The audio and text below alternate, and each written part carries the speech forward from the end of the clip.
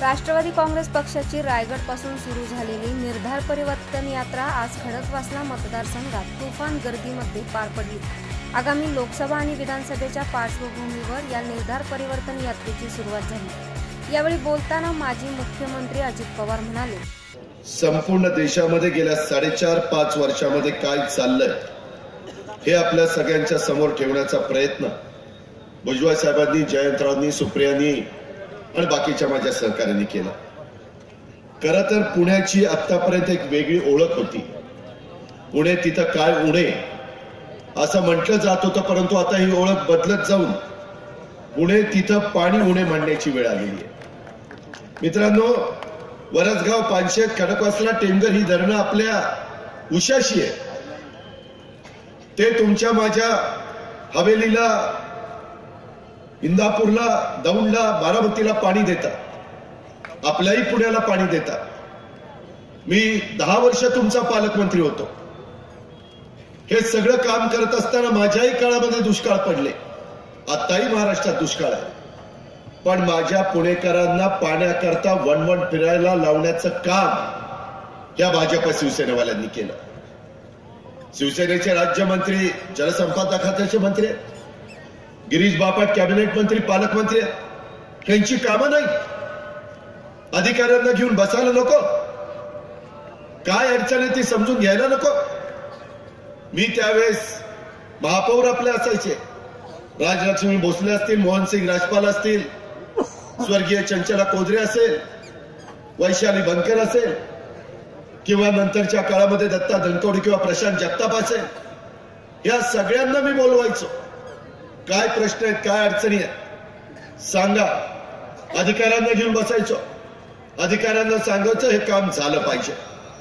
पुण्याचा आवाज उठवण्याचं काम राज्य मंत्रिमंडळामध्ये मी, दिलीप वळसे पाटील करायचो। आज काय अवस्था आहे? 8 आमदार पुण्यात शहरात निवडून दिले। राष्ट्रवादीचा एकही आमदार नाही, काँग्रेसचा एकही आमदार नाही। एवढी कामं केली, ग्रामीण भाग शहरामध्ये घेतला, त्याच्यामध्ये Jawaharlal Nehru national urban renewal mission मधनं केंद्र सरकारची मदत घेऊन, राज्य सरकारची मदत घेऊन करोडो रुपयाचा पैसा पवार साहेबांच्या मदतीनं, सुप्रिया असेल, वंदना असेल, या खासदारांच्या मदतीनं आम्ही आणला। मी स्वतः अर्थमंत्री असायचो, जयंतराव अर्थमंत्री असायचे, दिलीपराव अर्थमंत्री असायचे, सुनील तटकरे असायचे। पुण्याला मिळालं पाहिजे, पुण्याचा हक्क आहे, अधिकार आहे। विजेच्या बाबतीमध्ये सबस्टेशन उभं करण्याचं काम असेल, अंडरग्राऊंड केबल टाकण्याचं काम असेल, पाण्याचा प्रश्न सोडवण्याचं काम असेल, वेळ पडली तेव्हा टाटा धरणाचं पाणी घेतलं। माझे आजही म्हणणं आहे की तिथं ग्रामीण भाग आणि शहरी भागाचा वाद लावण्याच्या पेक्षा 5 CMC पाणी मुळशेचं घ्या ना। टाटाला सांगा 5 CMC पाण्यामध्ये जेवढी वीज तयार होते ती वीज आम्ही सोलरवरनं करून देऊ, वाऱ्यावरून करून देऊ, कोळशावरून करून देऊ, किंवा कोजनमधनं देऊ, आहे ना आपल्याकडे। परंतु बोलायचं कोणी, चर्चा करायची कोणी, याबद्दल त्यांचं काम आहे। मी त्यावेळेस 8 दिवसातनं, 15 दिवसातनं पुण्याच्या विषयावर संबंधित अधिकारी, जिल्हाधिकारी, आयुक्त, लोकप्रतिनिधी यांच्या बैठका घ्यायचो, जिल्हा नियोजन समितीच्या बैठका घ्यायचो। मित्रांनो, मी बैठक घ्यायचो म्हणजे काय उपकार करत नव्हतो, तो पुणेकरांच्या करता ते माझं काम होतं, ते माझं कर्तव्य होतं। परंतु ते कर्तव्यच आज हे भाजप शिवसेनेवाले विसरलेले। त्या काळामध्ये मी प्यायला किती पाणी लागेल, उद्योगाला किती पाणी लागेल, शेतीला किती पाणी लागेल, अशा पद्धतीचा आढावा घ्यायचो। आणि धरणामध्ये एकंदरीत किती पाणी आहे, पावसाळा सुरू व्हायला किती वेळ आहे, काही बघत नाही। त्यावेळेस पालकमंत्र्यांच्या अध्यक्षतेखाली समिती असायची, या शाण्यांनी ती बदलली। जलसंपदा खात्याचा मंत्री त्याचा प्रमुख केलं। अरे ते मंत्री मुंबईत बसणार, ते इथं कधी येणार? एवढे धरणं आहेत, एवढे कॅनॉल आहेत, कुठं कुठं ते मंत्री जाणार? काही त्याच्यामध्ये कशाला अर्थ नाही। ह्या पद्धतीचं काम त्या ठिकाणी होत आहे। मित्रांनो, इथंच नाही, मी खासगी देखील बापट साहेबांना बोलतो की बापट साहेब, हे तुम्ही का करत नाही? तुमचा हक्क आहे। तुम्ही गिरीश महाजनांना सांगा की मला पुण्याचं प्रतिनिधित्व करायचं आहे, मी तिथला पालकमंत्री आहे, मी सगळ्या लोकप्रतिनिधींना एकत्र घेऊन बसतो आणि मार्ग काढतो। कोण नाही म्हणणार, परंतु तसं घडत नाही. मित्रांनो, अलीकडच्या काळामध्ये तर पुण्याचे कोणतेही प्रश्न निघाले तर पालकमंत्र्यांनी सोडवण्याच्या ऐवजी प्रश्न जातात मुख्यमंत्र्याकडे. मुख्यमंत्र्याला काही तेवढंच काम आहे. मध्ये काहीतरी महापौर कुठल्या मिटिंगला गेले, तिथं त्यांनी सांगितलं, मुख्यमंत्री महोदय आम्हाला पुण्यामध्ये पाणी कमी पडतंय. मुख्यमंत्री महोदयांचं काम वेगळं आहे. पाण्यात त्या एकंदरीत कामाची विभागणी असते, पण ती विभागणी कशी असते हेच भाजप शिवसेनेवाले त्या ठिकाणी विसरले गेलेले आहेत. अधिकारी पण त्याच्यामुळे कुणाचं ऐकत नाही. आम्ही अधिकाऱ्यांना त्या काळामध्ये सांगितलं तर मी बजावून सांगायचो, हे असंच झालं पाहिजे, ह्याच्यात बदल झाला तर आम्ही खपून घेणार. प्रशासनावर त्या ठिकाणी पकड ही ठेवायची असते, प्रशासनावर अंकुश ठेवायचा असतो, परंतु या राज्यकर्त्यांना अंकुश ठेवता येत नाही.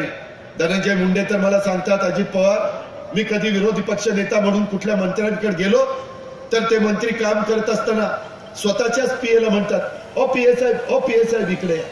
आता मंत्रीच पीएला पीए साहेब म्हणायला लागल्यावर कोण ह्यांचं ऐकणार आहे, कोण ह्यांना जुमानणार आहे. या पद्धतीची सध्या कामं ही राज्यामध्ये चाललेली आहेत, आपल्या जिल्ह्यामध्ये चाललेली आहेत, शहरामध्ये चाललेली आहेत. 24 तास पाणी 7 दिवस देणार होता, काय झालं त्याचं? का आता वेगवेगळ्या प्रकारचे प्रश्न निर्माण झालेले. बहुतेक सल्लागार गुजरातचे झायका स्मार्ट सिटीचे सल्लागार गुजरातचे, कुठं काय करायचं त्याच्याबद्दलचं कुणी बघत नाही.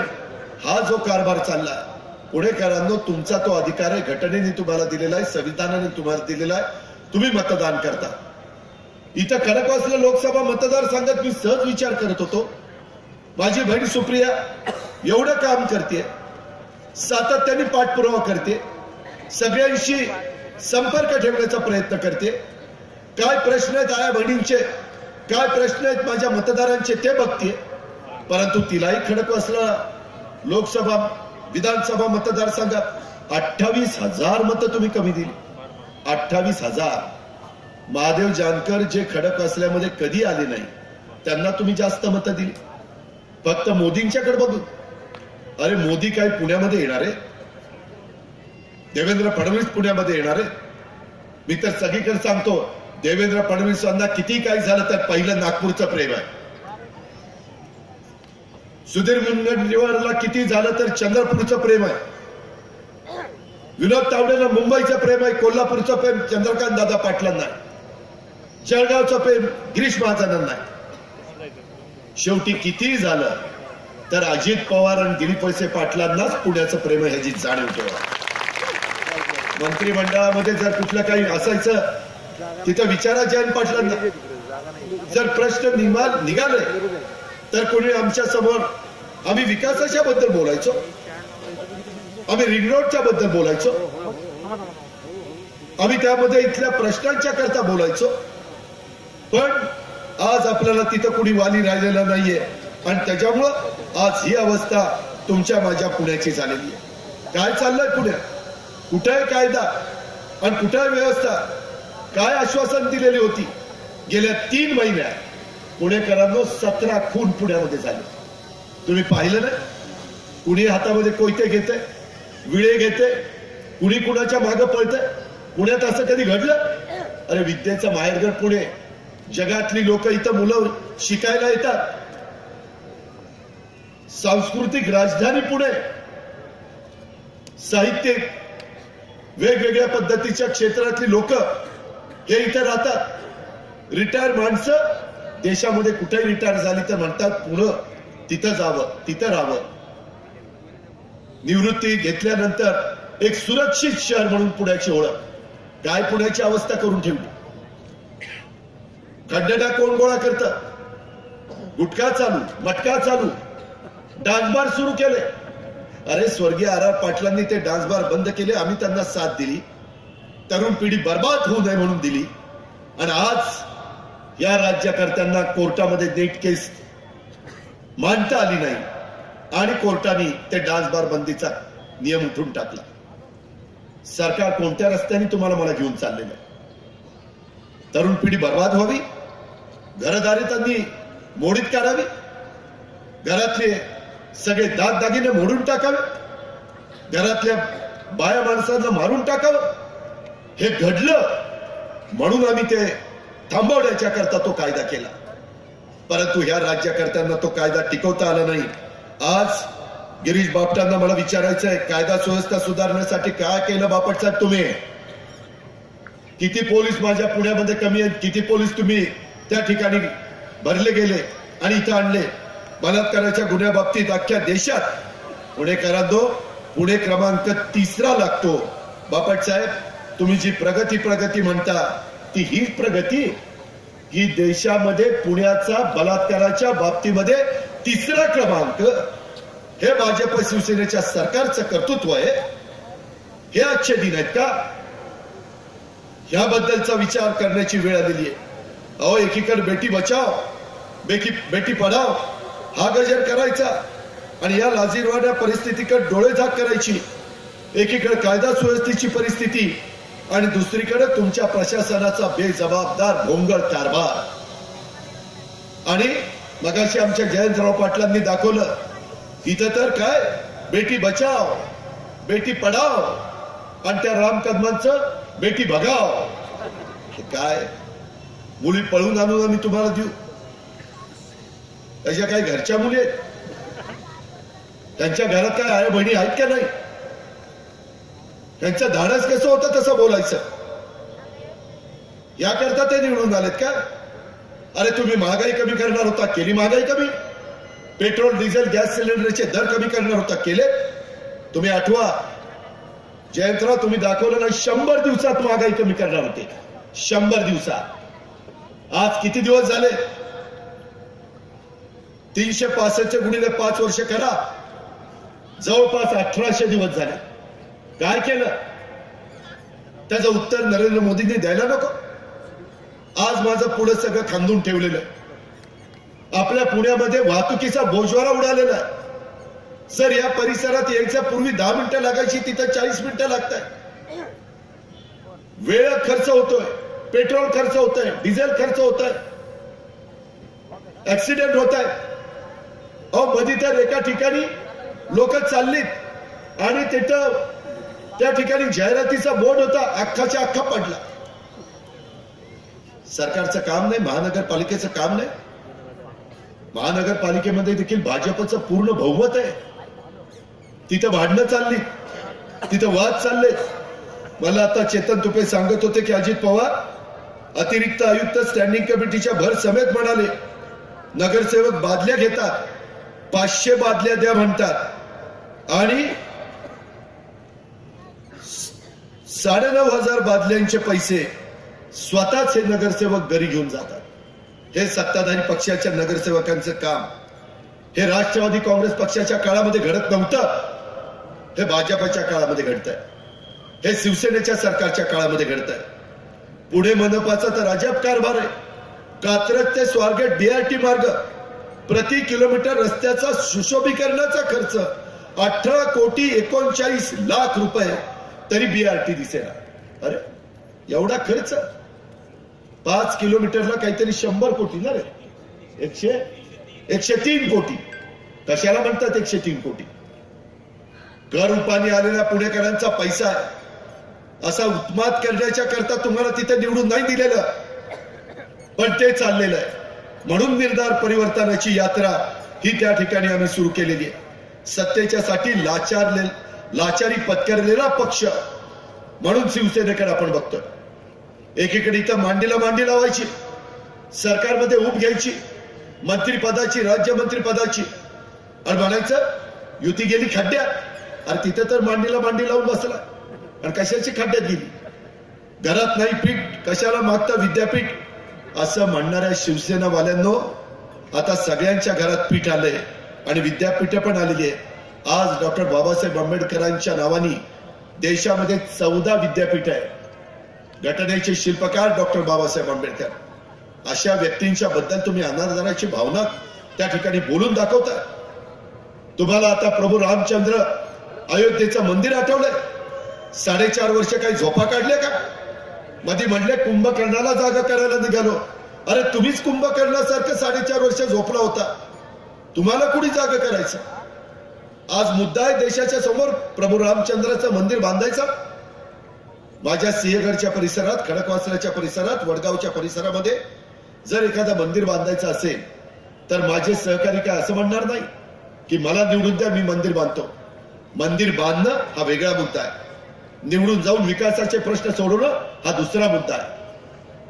आज नागपूरची मेट्रो पूर्ण होत आली, तिथं नितीन गडकरी आणि देवेंद्र फडणवीस लक्ष देतात. आमचे दिलीप कांबळे, त्या ठिकाणी गिरीश बापट, विजय शिवतरे, तीन मंत्री. आमची तर मेट्रो चालू व्हायच्या आधीच त्याचे खांब पडायला लागलेले. लोकांनी तर अजून त्याच्यात बसायचं. मध्ये तर 3 वर्ष वाद घातला. पुण्याच्या खासदारांनी मेट्रो वरनं घ्यायची, मधनं घ्यायची का खालनं घ्यायची. अरे कुठनं घ्यायची तिथनं घ्या ना, पण करा ना. परंतु नाही, किंमत वाढते.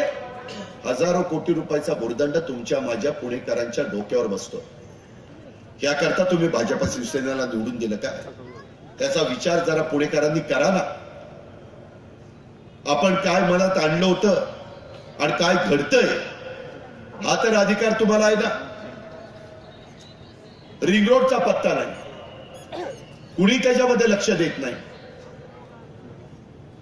वेगवेगळ्या पद्धतीनं पुण्याच्या एकंदरीत सर्वांगीण विकासाच्या करता ज्या प्रश्नाची उकल व्हायला पाहिजे केंद्रात आणि राज्यात, प्रकाश जावडेकर केंद्रामध्ये मंत्री, त्यांनी पण लक्ष द्यावं.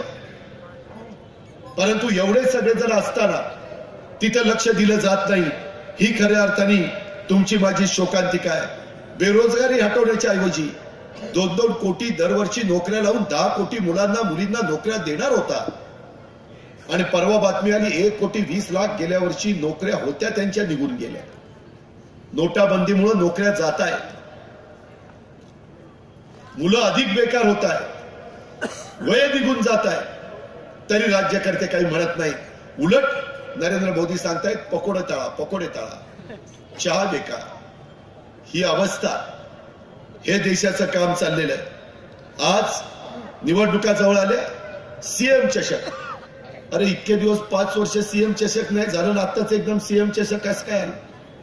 कुठं खासदार सांस्कृतिक महोत्सव, पालकमंत्री क्रीडा महोत्सव, आमदार क्रिकेट स्पर्धा. पहिलं विकासाची काम करा. खेळामध्ये पण प्रावीण्य मिळवलं पाहिजे, त्याबद्दल दुमत नाही. मी राज्याचा महाराष्ट्र ऑलिम्पिक असोसिएशनचा अध्यक्ष आहे. मलाही कळतंय कबड्डी असोसिएशनचा मी अध्यक्ष आहे. तेही महत्वाचं काम आहे. त्याकरता आम्ही सरकारमध्ये असताना महत्वाचे निर्णय घेतले. त्यांनी काय केलं?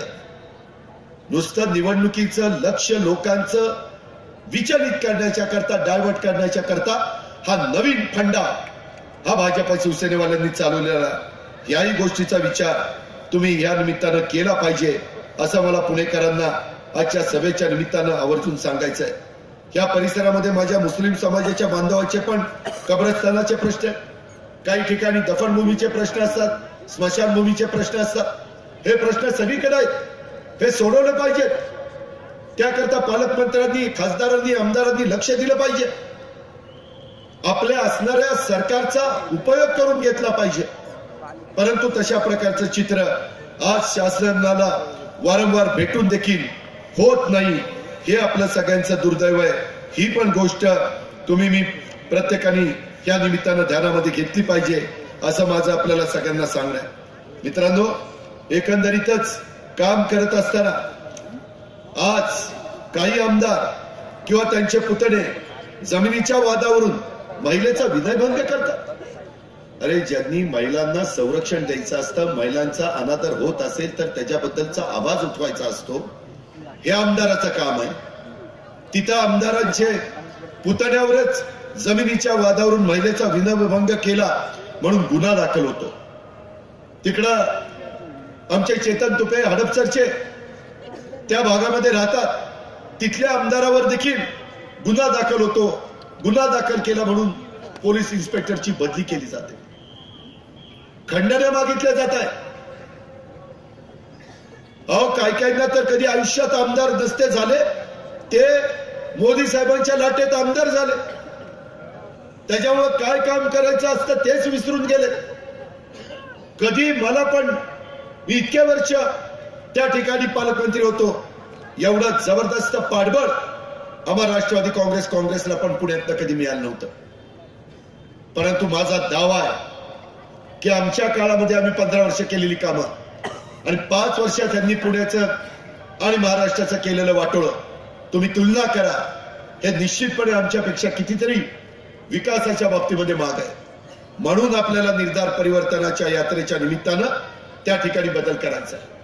अहो, गेल्या 20 दिवसामध्ये पुणे शहरामध्ये 12 खून पडले, अजूनही आरोपी सापडले नाही. अनेक तडीपार गुंड राजरोसपणे माझ्या पुणे शहरामध्ये फिरत आहेत.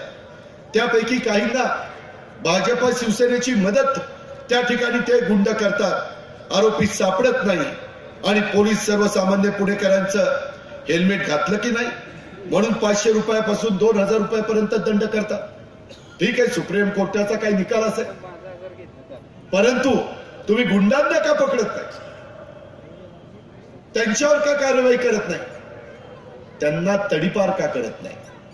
त्यांच्यावर ऍक्शन का घेत नाही? पोलिसांचा दरारा या चुकीच्या प्रवृत्तीच्या लोकांच्यावर, गुटखा मटका चालवलेल्या लोकांच्यावर का त्या ठिकाणी चालत नाही? सिंहगड रस्त्यावरील अनेक सोसायटीत दुचाकी वाहनं पेटवली जातात. माझ्या पुण्यामध्ये 4 चाकी वाहनं जाळली जातात. पुणेकरांनी कष्टाने स्वतःच्या दारामध्ये जी गाडी उभी केलेली असते, जी स्कूटर मोटरसायकल आणलेली असते, पुढे येतं जाळून जातं. याकरता आमदार निवडून दिले, याकरता पुण्याचे खासदार निवडून दिले, याकरता केंद्रात आणि राज्यात त्यांचं सरकार आलं. अरे, गल्लीपासून दिल्लीपर्यंत तरी प्रश्न सोडवता येत नाही. आज वाहनं लोक सकाळी उठल्यानंतर उघड्या डोळ्यांनी जळलेली पाहताय. चांदणी चौक पुलाचं काम अजून सुरू नाही. उद्घाटन घोषणा तर विचारू नका. कुणी मंत्री माईकवर आला, 11,000 कोटीची कामं, 13,000 कोटीचे रस्ते, 15,000 कोटीचा विकासाचा प्रश्न, या असल्याच घोषणा आहे.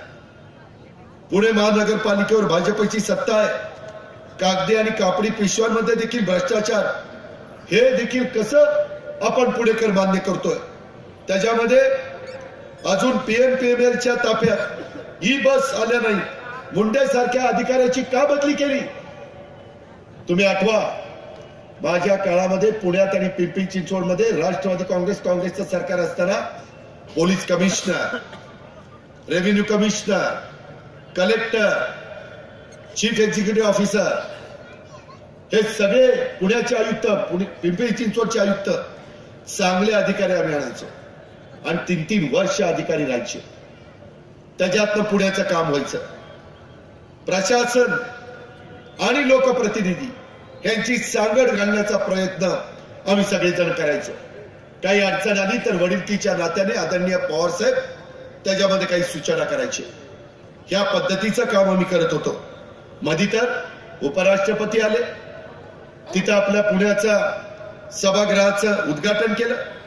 त्यावेळीच उद्घाटन केलं, दुसऱ्या दिवशी पाऊस पडला, गळायला लागला. त्याच दिवशी, उद्घाटनाच्याच दिवशी गळायला लागलं. अजून ते सभागृह नीट सुरू झालेलं नाही. अरे, तुम्हाला सभागृह नीट बांधता येत नाही ते गळतंय आणि कुठं तुम्ही विकासाच्या गप्पा मारता. दांडेकर पुलावरून दारीला कुणाला यायचं झालं तर 5-7 मिनिटात यायचे. आता मात्र अर्धा तास वाहतुकीची कोंडी होती. त्याच्याकडे भाजपवाल्यांना, शिवसेनेवाल्यांना लक्ष द्यावंसं वाटत नाही.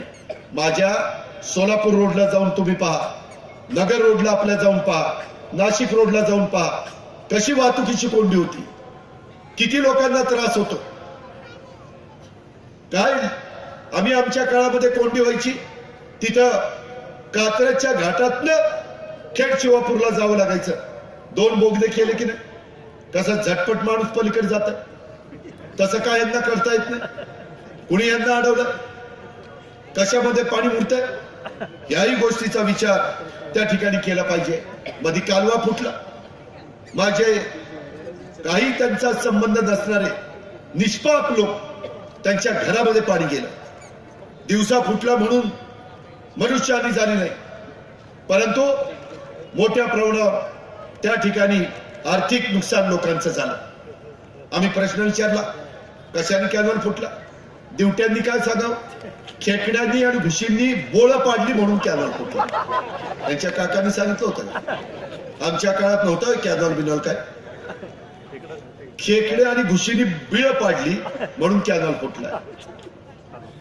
असले शहाणे राज्यकर्ते आपण सगळ्यांनी बसवले आणि त्यामुळे तुमची माझी ही शोकांतिका चाललेली. सगळी महागाई होते. तिथं ग्रामीण भागातला माणूस समाधानी नाही, त्याला दुधाला 2 पैसे मिळत नाही. तिथं 20 रुपये आम्हाला मिळतात आणि इथं तुम्ही 45 रुपये लिटर दूध घेतात. कुणीच समाधानी नाही. कांदा, टोमॅटो, बटाटा आम्ही फेकून देतो, परवडत नाही बाजारात पाठवायला आणि तुम्ही इथं महागात घेताय. भाजीपाल्याची तीच अवस्था, फळांची तीच अवस्था. अरे ग्राहकाचा आणि उत्पादकाचा समन्वय साधण्याचं काम राष्ट्रवादी काँग्रेस पक्ष आणि काँग्रेस पक्ष आघाडीच्या माध्यमातून त्या ठिकाणी करत होते. परंतु आज मात्र कुणी लक्ष देत नाही.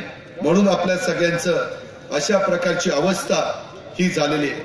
मोदी सरकारबद्दल किती मतभेद असले तरी त्यांच्या 2 योजना मात्र आपण मानल्या पाहिजे, त्याची नोंद ठेवली पाहिजे. अशा 2 योजना कोणत्या? एक युवकांना त्यांनी काय सांगितलं, पकोडा योजना, पकोडे तळा, पकोडा योजना. आणि दुसरी म्हणजे श्रीमंतांना पळवण्याच्या करता भोगोडा योजना. हे सरकार म्हणजे पकोडा आणि भोगोडा सरकार आहे. यांच्याच्याने काय होणार नाही. यांचा अंतिम तो बजेट आहे, त्या बजेटमध्ये पण लोकांना कसं फसवतायत बघा. शेतकऱ्यांना 500 रुपये दिलेत 5 एकराच्या आतल्यांना महिना. तिथं योगी उत्तर प्रदेशमध्ये सांगतात मी साधूंना 5,000 रुपये महिना देणार, शेतकऱ्याला 500 रुपये महिना, म्हणजे 16 रुपये रोज. 16 रुपये रोज. 5 जणांचं कुटुंब असलं तर 3.5 रुपये रोज. 3.5 रुपये रोजानी माझ्या शेतकऱ्यांना काय मिळणार आहे? तुम्ही पण काही जण शेतकरी आहात, शेतकऱ्यांची थट्टा नाहीये. तिथं 500 रुपये, साधूंना 5,000 रुपये. आमची शेतकऱ्याची मुलं म्हणतात आम्ही आता साधूच होतो, 5,000 रुपये मिळतील. आणि आणीबाणीच्या काळामध्ये जे जेलमध्ये गेलेले होते त्यांच्याकरता 10,000 रुपये महिना पेन्शन भाजप शिवसेनेच्या सरकारने सुरू केली. 350 रुपये रोज आणि शेतकऱ्याला 3.5 रुपये रोज. ही अवस्था कशी थट्टा चालली आहे, कशी मस्करी चालली आहे, कशी सत्तेची नशा या भाजप शिवसेनेवाल्यांना चढलेली आहे, याचा विचार आपण त्या ठिकाणी केला पाहिजे. मित्रांनो, समाजसेवक अण्णासाहेब हजारे यांचा आज 5वा दिवस आहे. उपोषणाला बसलेला 5वा दिवस. तरी कुणी तिथं लक्ष देत नाहीये, कुणी तिथं चर्चा करत नाहीये. मधल्या काळामध्ये अण्णासाहेब हजारेंनी जवळपास 38 वेळा पत्र 5 वर्षामध्ये पाठवली पंतप्रधान नरेंद्र मोदींना. त्यांनी आता 1 जानेवारीला एका पत्राला उत्तर दिलं की अण्णासाहेब हजारे तुम्हाला आपणास शुभेच्छा. एका ओळीचं पत्र.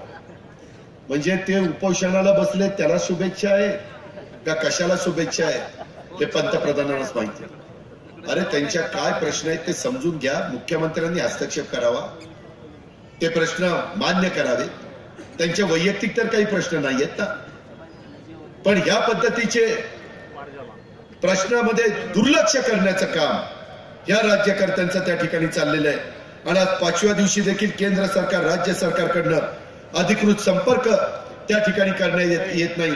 शेवटी अण्णांनी सांगितलं जर माझं काही बरं वाईट या उपोषणामध्ये झालं तर हे भाजप शिवसेनेचं सरकार त्याला जबाबदार आहे. तरी कुणाचेही डोळे उघडत नाही. अशा प्रकारची अवस्था या राज्यकर्त्यांनी केलेली आहे. अहो, आजच्याच पेपरला एक बातमी आहे. रिक्षा चालकाकडनं तरुणीचं अपहरण. स्वारगेट येथून दायरी येथे घरी जाण्यासाठी 6 असणे रिक्षांमध्ये बसलेल्या तरुणीचं अपहरण करून तिचा विनयभंग केल्याचा धक्कादायक प्रकार गेल्या रविवारी रात्री 11:30च्या सुमारास घडला. कुठं? बेंगलोर मुंबई महामार्गावर. ही अवस्था. तुमच्या माझ्या घरातल्या मुली, सुना, भगिनी या देखील सुरक्षित नाहीत. महिला सुरक्षित नाही. त्याच्याबद्दल कुणी बोलायला तयार नाही. न्याय मागायचा कुणाला? ही निर्धार परिवर्तनाची यात्रा आहे, ती ह्याच्या करता. आमच्या काळामध्ये आम्ही एवढे झटपट निर्णय घ्यायचो, परंतु लोकांना जी स्वप्न नरेंद्र मोदी साहेबांनी दाखवली ती खरी वाटली. ती कशी खोटी होती ते आता आमच्या प्रांताध्यक्षांनी तुम्हाला सगळ्यांना दाखवून दिलं. अहो, कुठल्या थरावर हे चालले. महात्मा गांधींचे 30 जानेवारीला स्मृती दिन होता. 1948 साली महात्मा गांधींची हत्या झाली. त्या नथुराम गोडसे नावाच्या प्रवृत्तीनं ती हत्या केली. ती नथुराम गोडसे नावाची प्रवृत्ती आज देखील पुन्हा डोकं वर काढते. त्या प्रवृत्तीला कुणाचं राजकीय संरक्षण आहे, कुणाचा सत्तेचा वरदास्त आहे? गांधीजींच्या सारख्या महामानवाच्या पुतळ्यावर 70 वर्षांनी त्या ठिकाणी आजही गोळ्या झाडतायत आणि एक भगिनी भगवे कपडे घालून गोळ्या झाडते आणि त्याच्यामध्ये आतमध्ये रक्त असल्यासारखं लाल द्रव्य त्या ठिकाणी ठेवलं जातंय आणि ते रक्त खाली जातंय. अजूनही तिथं कुणाला अटक होत नाहीये. अशा पद्धतीनं गोळ्या झाडल्या जात असतील तरी गांधीजींचे विचार आज देखील किती मजबूत आहेत हे शाहू फुले आंबेडकरांच्या महाराष्ट्राने, युगपुरुष छत्रपती शिवाजी महाराजांच्या महाराष्ट्राने लक्षामध्ये घेतले पाहिजेत. ज्यांनी त्यांची हत्या होऊन त्यांचे विचार आजही जिवंत आहेत याची ही एक प्रकारची साक्ष आहे. परंतु गोडसे प्रवृत्तीच्या मंडळींना आजही महात्मा गांधीजींची किती भीती वाटते हे कालच्या घटनेत दिसतंय. मी त्याचा तीव्र शब्दामध्ये निषेध करतो, जाहीर शब्दात निषेध करतो. मित्रांनो, हे महात्मा गांधीजींच्या बाबतीमध्ये अशा पद्धतीने करू पाहताय, उद्या तुमच्या बाबतीमध्ये का करणार नाही? कोरेगाव भीमाला काय घडलं? कुणी दंगल उसळली?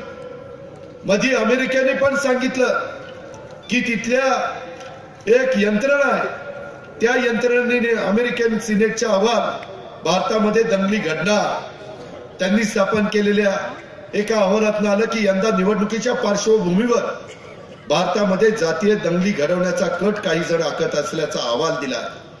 अमेरिकन सिनेटने या अहवालावर विचार सुरू केला. काही महिन्यात देशात ज्या पद्धतशीरपणे जातीय विद्वेष पसरवला जातोय त्यातून या राज्यकर्त्यांना काही डाव साधायचा का? भुजबळ साहेबांनी सांगितलेली गोष्ट लक्षात ठेवा. जातीमध्ये तणाव निर्माण करण्याचं काम आणि त्याच्यात स्वतःची राजकीय पोळी भाजण्याचं काम हे राज्यकर्ते केल्याशिवाय गप्पा बसणार नाही. म्हणून ही निर्धार परिवर्तनाच्या यात्रेच्या निमित्तानं आपण सगळ्यांनी लक्ष दिलं पाहिजे. पहिलं छोटी छोटी गाजरं दाखवण्याचं काम ही मंडळी करत होती. कालच्या अर्थसंकल्पामध्ये भलं मोठं गाजर 125 कोटी जनतेला दाखवण्याचा प्रयत्न केलाय. मोदी सरकारचा कालचा अर्थसंकल्प एक चुनावी जुमला आहे. त्यातल्या आयकर सवलती सारख्या अनेक तरतुदी 2020 ते 21 ला लागू होणार आहे. यांची मुदत 2019 एप्रिलला लागू होणार. 2020-21 ला घर प्रत्येकाला देणार 2022 ला. कशा पद्धतीनं खोटं बोलतायत पण रेटून बोलतायत. अनेक घोषणांची अंमलबजावणी ही पुढील वर्षी होणार आहे, ते नवीन सरकार करणार आहे. हाही विचार माझ्या पुणेकरांनी या सभेच्या निमित्तानं त्या ठिकाणी केला पाहिजे. आज देशात अघोषित आणीबाणी आहे. सरकारच्या विरोधामध्ये बोलणारे देशद्रोही तुरुंगात त्यांची रवानगी केली जाते. त्यांच्याबद्दल चांगलं बोललं तर चांगलं, वाईट बोललं तर त्याला जेलमध्ये टाकायचं.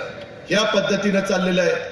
ते संभाजी भिडे सारखी तर व्यक्ती तुकोबा महाराजांचे विचार हे मनोविचार त्याच्यापेक्षा जास्त चांगले होते हे सांगण्याचं धाडस आज संभाजी भिडे यांच्यासारखी व्यक्ती करते. त्यांच्या दारामध्ये कुठला आंबा आहे, तो आंबा खाल्ला की तुम्हाला मूल होईल आणि ते पण मुलगा होईल हे संभाजी भिडे सांगतायत. अंधश्रद्धेला खतपाणी घालण्याचं पाप हे भाजपचे बगलबच्चे करतायत. शिवसेना त्यांना साथ देतीये. या गोष्टीचा विचार देखील माझ्या पुणेकरांनी केला पाहिजे. याबाबत आपल्याला काय वाटते व्यक्त व्हा खालील कमेंट बॉक्समध्ये. बातमी आवडली असल्यास लाईक आणि शेअर जरूर करा. आमचे असेच महत्त्वाचे व्हिडिओ सर्वात अगोदर पाहण्यासाठी खाली लाल रंगात दिसत असलेले सबस्क्राईब बटन दाबा. बेल आयकॉन क्लिक करायला विसरू नका.